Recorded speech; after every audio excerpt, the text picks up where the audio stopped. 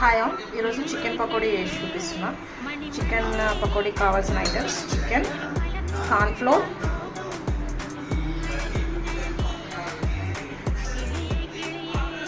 మిర్చి పౌడర్, కావాల్సినంత వేసి జింజర్, గార్లిక్ అండ్ అన్ని మసాలా మిక్స్ చేసుకున్నది. ఇదంతా ఒక స్పూన్ సాల్ట్. బయట అయితే కలర్ అన్నీ యాడ్ చేస్తారు, టేస్టింగ్ సాల్ట్ ఇవన్నీ. నేనైతే ఇప్పుడు ఏమి యాడ్ చేయట్లేదు. కొంచెం ధనియా పొడి, చికెన్ మసాలా. ఇప్పుడు ఇదంతా బాగా మిక్స్ చేసుకోవాలి.